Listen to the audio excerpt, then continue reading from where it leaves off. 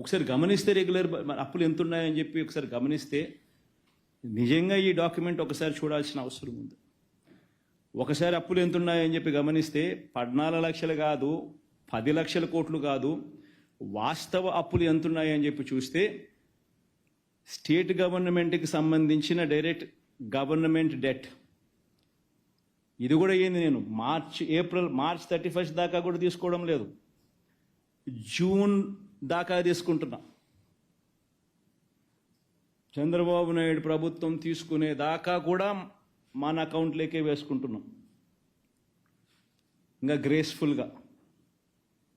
So అందాక తీసుకుంటే కూడా చూసుకుంటే గవర్నమెంట్ డెట్ 5,18,000 కోట్ల రూపాయలు.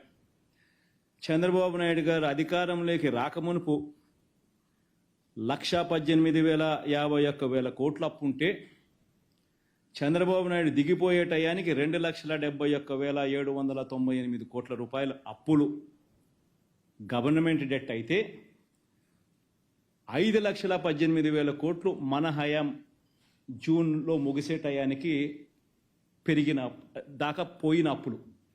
అంటే చంద్రబాబు నాయుడు గారు అధికారంలోకి వచ్చేసరికి 1,18,000, ఆయన అధికారంలోకి దిగిపోయేసరికి 2,71,000, మనం అధికారం మొదలుపెట్టేసరికి 2,71,000, మనం అధికారం దిగిపోయేసరికి 5,18,000 కోట్ల రూపాయలు అప్పులు. అంటే రాష్ట్రం మొత్తానికి ఈరోజు జూన్ 2024లో ఎంత అప్పులు ఉన్నాయి రాష్ట్రానికి అప్పులు అంటే 5,18,000 కోట్ల రూపాయలు అప్పులు ఉన్నాయి. ఈ అప్పుకు స్టేట్ గవర్నమెంట్ గ్యారంటీడ్ డెట్ కూడా కలుపుకుందాం. అబ్బా లిబరల్గా పోదాం, ఇంకా మనం చాలా లిబరల్గా ఆలోచన చేద్దాం, లిబరల్గా పోదాం. స్టేట్ గవర్నమెంట్ గ్యారంటీడ్ డెట్ కూడా కలిపేసుకుందాం. స్టేట్ గవర్నమెంట్ గ్యారంటీడ్ డెట్ కూడా కలుపుకుంటే అంటే ఈ సివిల్ సప్లైస్ కార్పొరేషన్లకు ఇటువంటి వాటికి అన్నిటికీ కూడా గవర్నమెంట్ గ్యారంటీ ద్వారా అప్పులు తెచ్చుకుంటే అటువంటివన్నీ కూడా కలుపుకుంటే చంద్రబాబు నాయుడు గారు అధికారంలోకి రాకమునుపు ఆయన హయాంలో స్టార్ట్ అయ్యేసరికి 5,744 కోట్లుంటే ఆయన హయాం ముగిసే టయానికల్లా అవి కాస్త 50,000 కోట్లకు ఎగబాకుతే మన హయాం స్టార్ట్ అయ్యే టయానికి 50,000 కోట్ల రూపాయలుతో మొదలెడితే మన హయాం ముగిసేసరికి అటువంటి అప్పులు 106,000 కోట్లకు ఎగబాకాయి. రాష్ట్రంలో ఇవాళ అటువంటి అప్పులు కూడా కలుపుకుంటే మరో 106,000 కోట్ల రూపాయలు కనిపిస్తూ ఉన్నాయి. పోనీ ఇంకా లిబరల్గా పోదాం, గవర్నమెంట్ గ్యారంటీ లేనేటివి కూడా కలుపుకుందాం. గవర్నమెంట్ పరంగా పవర్ జనరేటర్స్ లాంటి వాళ్లకు పేయబుల్స్ కూడా లెక్కేసుకుందాం. అవి కూడా లెక్కేసుకుంటే debt in the books of power sector corporations Chandrababu Naidu గారు అధికారంలోకి రాకమునుపు 26,000 కోట్ల రూపాయలు ఉంటే ఆయన అధికారం ముగిసేసరికి ఆ పబ్లిక్ సెక్టర్ అండర్టేకింగ్స్లో ఆ కార్పొరేషన్స్ పవర్ సెక్టర్ కార్పొరేషన్స్లో 64,674 కోట్ల రూపాయలకు అప్పులు ఎగబాకే. పవర్ డ్యూస్ పవర్ జనరేటర్స్ కానీ కట్టాల్సిన బకాయిలు మరో 21,000. Power sector liabilities aggregate debt and payables ఎంత అని చూసుకుంటే 86,215 కోట్ల రూపాయలు. అంటే 29,000 కోట్ల రూపాయలు ఆయన హయాంలో మొదలు కాకమునుపు ఉంటే ఆయన హయాం ముగిసేసరికి ఇటువంటి లయబిలిటీస్ కూడా 86,215 కోట్లకు ఎగబాకే. మన హయాంలో వచ్చేసరికి 86,215 కోట్లతో స్టార్ట్ చేసి 1,23,000 కోట్ల రూపాయలకు ఇప్పుడు మన హయాం ముగిసేసరికి రాష్ట్రానికి సంబంధించిన అటువంటి అప్పులు ఉన్నాయి. మొత్తంగా అప్పులు ఎంత అని చూస్తే స్టేట్ గవర్నమెంట్ డైరెక్ట్ డెట్ అంటే FRBM నుంచి మనం తీసుకునే debt, state government guaranteed debt, state government గ్యారంటీతో సంబంధం లేకుండా కూడా ఉన్న స్టేట్ గవర్నమెంట్ డెట్లు, ఇటువంటివన్నీ లెక్కేసుకుంటే రాష్ట్రం చంద్రబాబు నాయుడు గారు తీసుకోక మునుపు వరకు 1,53,347 కోట్ల రూపాయలు అప్పులు ఉంటప్పుడు చంద్రబాబు నాయుడు అధికారంలోకి వచ్చాడు. అది కాస్త చంద్రబాబు నాయుడు గారు అధికారంలోకి దిగిపోయేసరికే 4,08,000 కోట్ల రూపాయలకు ఎగబాకింది. మనం అధికారంలోకి వచ్చేసరికి 4,08,000 కోట్ల రూపాయల అప్పులుతో మనం మొదలెడితే మనం అధికారంలోకి దిగిపోయే నాటికి 7,48,000 కోట్ల రూపాయల అప్పులు. ఆటోమేటిక్ గా అభివృద్ధి కూడా సెట్ బ్యాక్ వస్తుంది. అదే ఈ రాష్ట్రంలో జరిగింది. నెక్స్ట్ ఇక్కడ ఈ స్లైడ్ లో మీకు చూపించింది ప్రభుత్వం చేసే అప్పు మనం క్యాపిటల్ ఎక్స్పెండిచర్కి పెట్టిన విధానం. 14-19లో 59% మనం ఖర్చు పెట్టాం. ఎప్పుడైనా సరే 1,35,106 కోట్ల రూపాయలు అప్పు తీస్తే 79,900 మనం ఓన్లీ క్యాపిటల్ ఎక్స్పెండిచర్ పెట్టాం.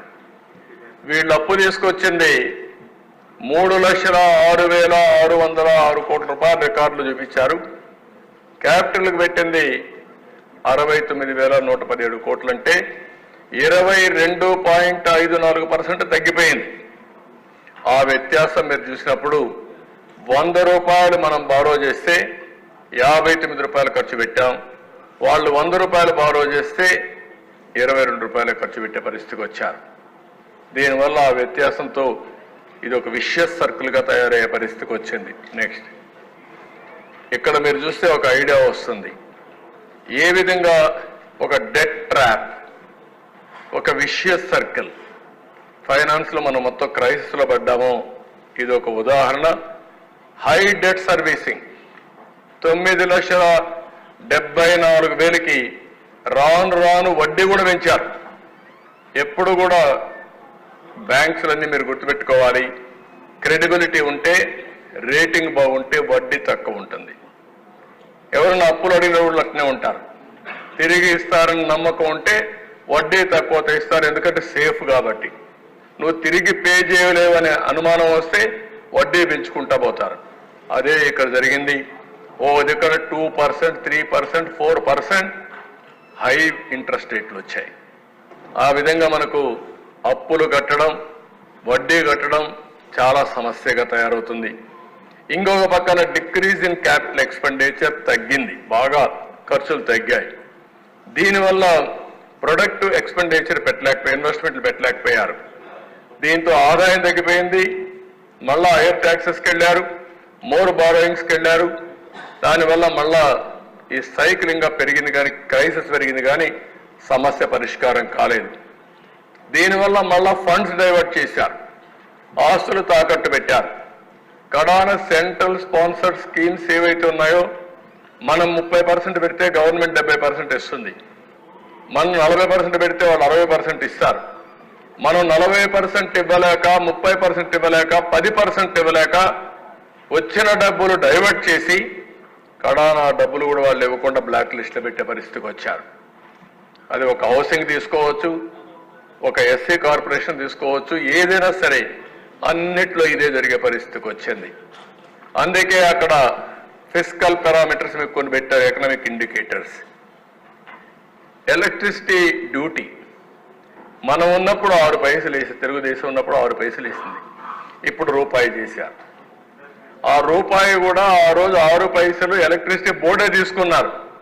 వీళ్ళు వచ్చిన తర్వాత రూపాయి ఎలక్ట్రిసిటీ డ్యూటీ వేసి గవర్నమెంట్ లాగా వేసుకునే పరిస్థితికి వచ్చారు. దానివల్ల ఇంకా క్రైసిస్ పెరిగే పరిస్థితికి వచ్చింది. వాటర్ టారిఫ్ కేఎల్ ఆ రోజు 40 రూపాయలు ఉంటే ఈరోజు 120 రూపాయలు పెరిగింది. ఇంకో పక్క శాండ్ ఫ్రీ ఉంటే 475. ఆర్టీసీ బస్ రేట్లు 0.6 నుంచి 2.6 ఉంటే 0.8, 2.7. ఫిస్కల్ డెఫిషిట్ 35,000 రూపాయలు ఉంటే ఇప్పుడు 60,000 రూపాయలు, 60,000. అదే డెట్ జిఎస్టిపి రేషియో 44% ఉంటే 53%. ఇన్ఫ్లేషన్ 4.5 నుంచి 6.2. పర్ క్యాపిటా డెట్ 74,790 ఉంటే ఇప్పుడు 1,44,336.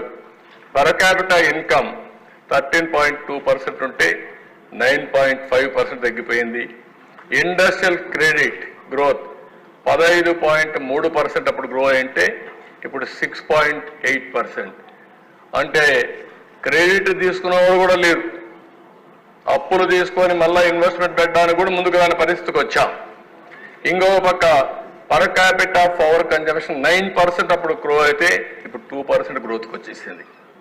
కరెంటు వాడకం కూడా తగ్గిపోయే పరిస్థితికి వచ్చింది. యూనిట్ స్టార్టెడ్ ప్రొడక్షన్ 285 వస్తే ఇప్పుడు 80 వచ్చాయి. ఆ రోజు CAGRలో GSDP థర్డ్ ఫాస్టెస్ట్ స్టేట్ ఇది మన ఆంధ్రప్రదేశ్. ఇప్పుడు 6కు పడ్డాం. ఈ స్లిప్ అనేది ఇంకా ఎక్కువగా ముందుకు పోయే పరిస్థితి వస్తుంది. నెక్స్ట్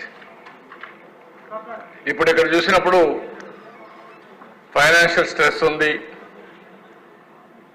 ఇంకో పక్క ఎక్స్పెండిచర్ కూడా ఒకసారి మీరు చూస్తే మీకు అందరికీ ఒక క్లారిటీ రావాలి. నేను ముందే చెప్పాను 9,74,000 కోట్ల రూపాయలు అప్పు ఉంది.